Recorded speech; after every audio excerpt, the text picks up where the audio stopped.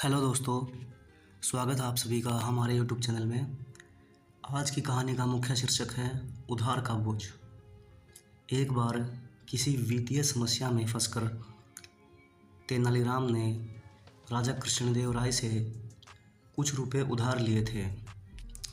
समय बीतता गया और पैसे वापस करने का समय भी निकट आ गया, परंतु तेनाली के पास पैसे वापस लौटाने का कोई प्रबंध नहीं हो पाया था।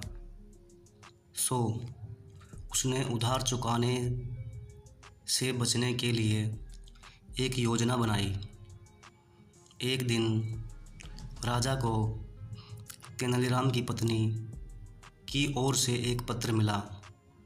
उस पत्र में लिखा था कि तेनालीराम बहुत बीमार है।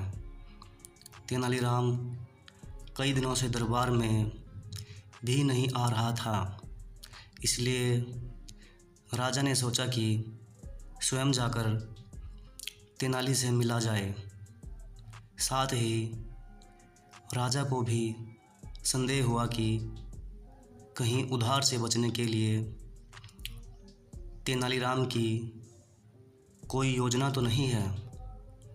राजा तेनालीराम के घर पहुँचे। वहाँ तेनालीराम कंबल ओढ़कर पलंग पर लेटा हुआ था। उसकी ऐसी अवस्था देखकर राजा ने उसकी पत्नी से कारण पूछा। वह बोली, महाराज, इनके दिल पर आपके दिए हुए उधार का बोझ है। यही चिंता इनके अंदर ही अंदर खाए जा रही है और शायद इसी कारण यह बीमार हो गए। राजा ने तेनाली को सांत्वना दी और कहा, तेनाली, तुम परेशान मत हो। तुम मेरा उधार चुकाने के लिए नहीं बंधे हुए हो। चिंता छोड़ो और शीघ्र स्वस्थ हो जाओ। यह सुनकर तेनालीराम पलंग से कूद पड़ा और हंसते हुए बोला, महाराज, धन्यवाद। यह क्या है तेनाली? इसका मतलब तुम बीमार नहीं थे। मुझसे झूठ बोलने का तुम्हारा साहस कैसे हुआ? राजा ने क्रोध में कहा, नहीं नहीं महाराज, मैंने आपसे झूठ नहीं बोला।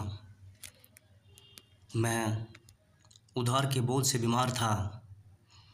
आपने जैसे ही मुझे उधार से मुक्त किया, तभी से मेरी सारी चिंता खत्म हो गई और मेरे ऊपर से उधार का बोझ हट गया।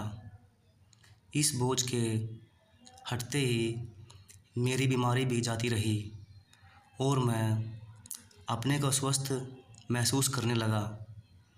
अब आपके आदेशानुसार मैं स्वतंत्र, स्वस्थ व प्रसन्न हूँ।